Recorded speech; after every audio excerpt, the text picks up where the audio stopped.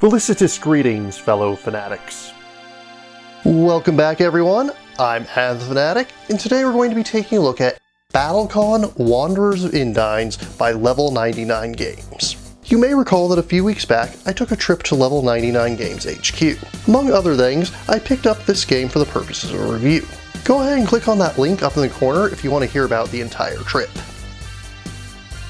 BattleCON is a card game that takes heavy inspiration from fighting video games such as Street Fighter or Samurai Showdown.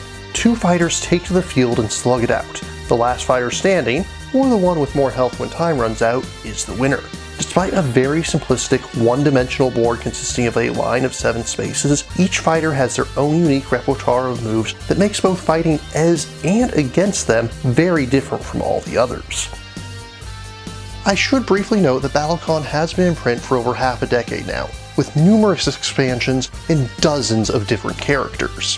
However, I'm going to be looking at this specifically from the perspective of a new player who has access to Wanderers and nothing else.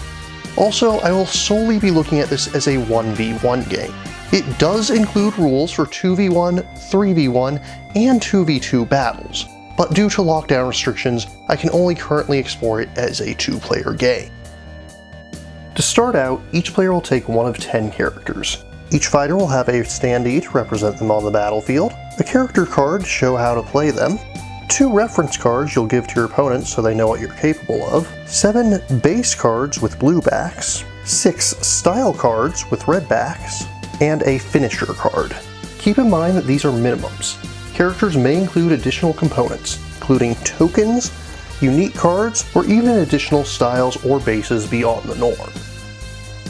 To set up, each player will place their character's standee one space away from the center. They'll then take 2 styles and 2 bases, placing one of each into 2 separate discard piles. Each character starts with 20 health, and players will use 45 force tokens to represent a timer, with each player immediately taking 2 from this reserve. Each round begins with each player choosing 1 base card and 1 style card, placing them both face down to decide what their fighter will do during the round. Once both players have set their attack, they then alternate with antes. Every fighter can pay 2 force to gain one of 3 options for the round, giving them 2 extra guard, 1 extra power, or 2 extra priority for the round. More on what these mean in a little bit. Additionally, there will likely be other possible antes depending on the individual characters involved. Anteing continues until both players pass consecutively, at which point they both reveal their face down cards simultaneously.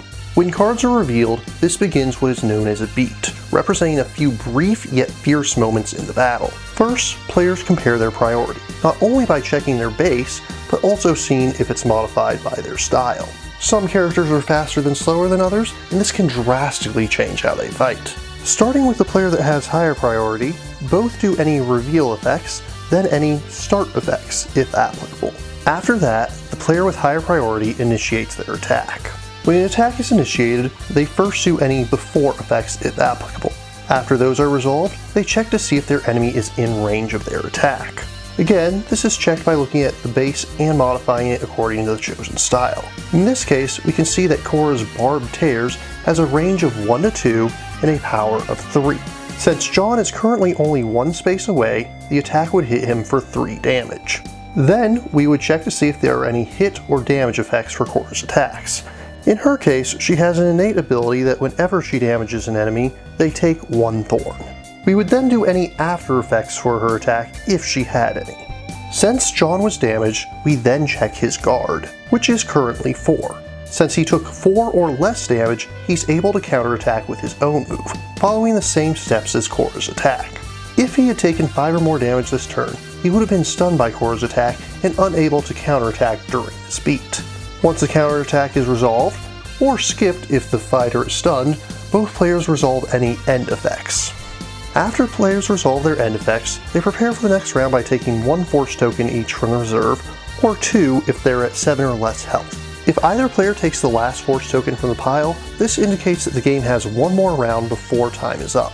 They also take both the cards from the second discard pile into their hand, move the cards from the first discard pile into the second, and move the cards they played during the combat beat into the first discard pile. Players then begin the next round and fight until only one of them remains standing or time runs out as determined by the force tokens. All that's left to discuss are finishers and the switch style. Every character has a double-sided finisher which can start the game on either side. When the switch card is revealed, they have the option of paying force equal to their current life total to play their finisher and resolve it as is, unaffected by the base card they played. Otherwise, they take one additional force at the end of the beat and have the option of flipping their finisher to its opposite side. After a finisher is played, their switch card is removed from the game, meaning each fighter can only use a finisher once per game, so be sure you time it wisely. Thematically, this game is absolutely on point. It captures the feeling of fighting games so well that both its strengths and weaknesses reflect the genre. Each fighter is unique and brings something new to the table, requiring not only different strategies to play as them, but also to fight against them.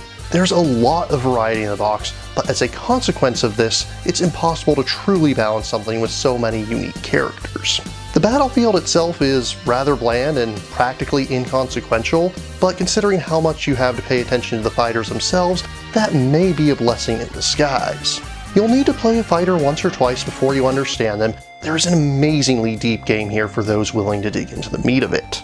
This is an incredibly accurate representation of the fighting game genre, both the good and the bad included as a package deal. Component-wise, the game is very solid. Each fighter has their own tuck box for holding components, making setup and takedown a breeze. Cards are of decent thickness, but I do find it disappointing that there's only one image used for each character. I'd very much have liked to have seen unique art for each of their styles.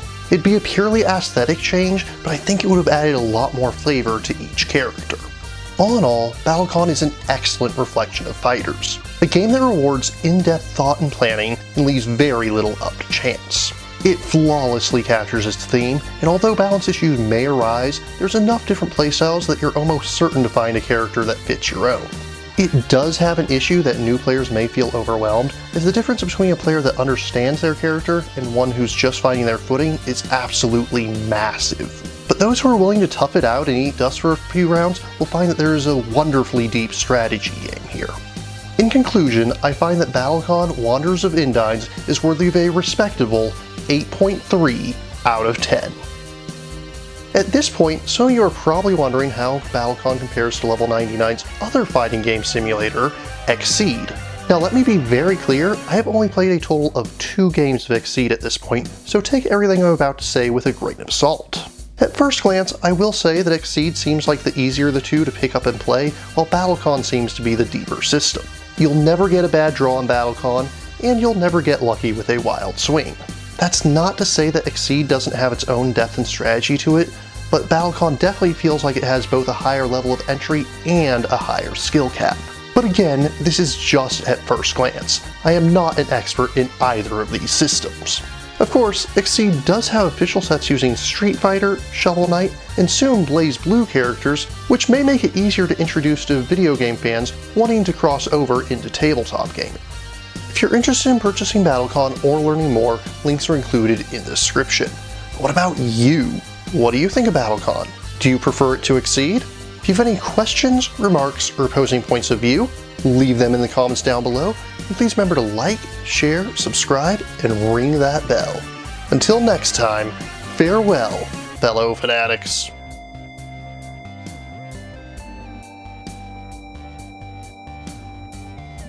Thank you again for watching. I have plenty more to share with you if you're interested. You can click up here above my head to subscribe to my channel. You can click over here on my monitor to see the most recent video that I've worked on. Or if you prefer, you can click up here to open this mysterious vault and see what video that the YouTube algorithm has picked just for you.